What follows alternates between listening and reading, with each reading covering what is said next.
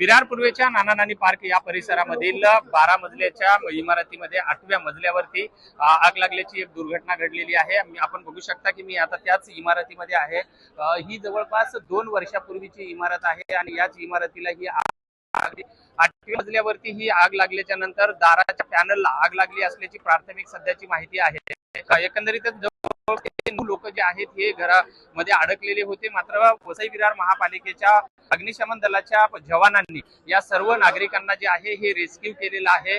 माझ्यासोबत आता अग्निशमन दलाचे अधिकारी आहेत विजय राणे सर, कशा पद्धतीने ही आग लागलेली होती, किती जण अडकले होते आणि कसे बाहेर काढले? वसई विरार शहर महानगरपालिका नाना नानी पार्क या इथे 8व्या माळावरती आग लागली म्हणून मनवेलपाड्याचे नगरसेवक प्रशांतजी राऊत यांनी मला फोन केला की ताबडतोब गाडी मागव। त्याप्रमाणे मी त्वरित फुलपाडा अग्निशमन केंद्रामधून फायरची गाडी मागवली। त्याचप्रमाणे नंतर समजलं की माणसं अटकलेत रूममध्ये 500, 805, 806, 807 रूममध्ये। तर त्यासाठी आम्ही राऊतसाहेबांनी आम्ही आचोळा अग्नीतून टर्न टेबल लॅडर मागवली।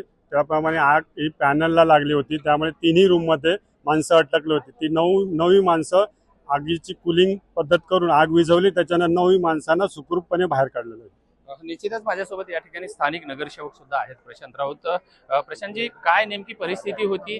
कारण ही इमारत कधीची होती, इथं फायर सिस्टम नव्हती का, किंवा ही इमारत बांधत असताना काय निष्काळजीपणा झाला होता? ही शारदा हाईट्स बिल्डिंग आहे, 2 वर्षापूर्वीची बिल्डिंग आहे। 31 रहिवासी राहतात त्या ठिकाणी। 12 माळ्याची आहे। 8व्या माळ्यावरती आग लागल्यानंतर मी फायर ब्रिगेडला कळवलं। फायर ब्रिगेड 10 मिनिटाच्या आत पोहोचले आणि त्यानंतर इथले रहिवासी आणि फायर ब्रिगेड आम्ही 8व्या माळ्यावरती डायरेक्ट जाऊन त्या ठिकाणी बघितल्यानंतर बाहेरच्या दरवाज्यांना आग लागलेली होती। एक तर शॉर्ट सर्किट लागली असेल किंवा अजून काय झालं असेल, अजून काही कळलेलं नाही। फायरचा रिपोर्ट आल्यानंतर कळेल आग कशी लागलेली आहे। तर फायरचे पूर्ण पॅनल आणि दरवाजेला आग लागलेली आहे। मध्ये काही झालेलं नाही। 3 फ्लॅटमध्ये जी 9 लोक होती ते फायरवाल्यांनी आणि रहिवाशांनी बाहेर काढले, सुखरूप येतात, त्यांना काही इजा झालेली नाही। ही 2 वर्षापूर्वीची इमारत आहे। या ठिकाणी फायर सिस्टम दिसते, मात्र कार्यान्वित होती का नव्हती?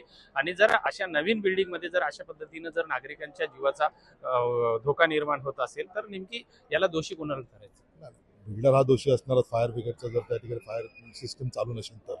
कारण या ठिकाणी आम्ही फायर सिस्टम चालू करत बघत होतो त्या ठिकाणी, पण ती चालू होत होती। नंतर आम्ही 8व्या माळ्यावर जाऊन आपल्या कार्यकर्त्यांनी कॉक सिस्टम चालू केल्यानंतर त्याचे स्प्रिंगर चालू झाले। त्यामुळे 8व्या माळ्यावर ते स्प्रिंगर चालू झाल्यामुळे ते पाणी फेकलं गेलं आणि काही बऱ्याच ठिकाणी आग विझली गेली। नंतर फायरवाले गेले आणि त्या ठिकाणी विझून सगळ्या लोकांना सुखरूप बाहेर काढले। निश्चितच आपण जर बघितलं तर नाना नानी पार्क हा जो परिसर जो आहे हा या ठिकाणी अनेक बिल्डिंग जे आहेत ह्या नव्यानं उभ्या राहत आहेत। जवळपास 12 ते 22 मजल्यापर्यंतच्या या इमारती उभ्या राहत आहेत। आता ही ज्या इमारतीमध्ये ही आग लागलेली आहे ही जवळपास 2 वर्षापूर्वीची नवीन इमारत आहे आणि जवळपास लाखो रुपये खर्च करून फ्लॅटधारक जे आहेत आपल्या या इमारतीमध्ये फ्लॅट घेत असतात।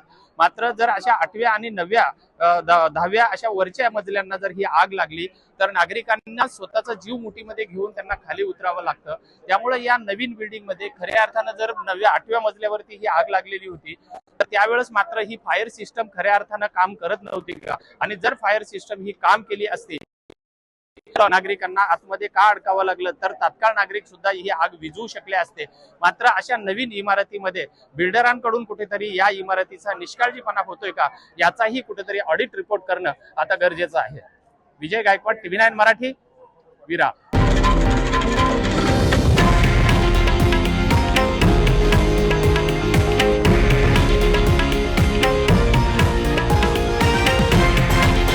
हे आहे देशातील नंबर 1 न्यूज नेटवर्क आणि आपण पाहत आहात TV9 मराठी, एकमेव।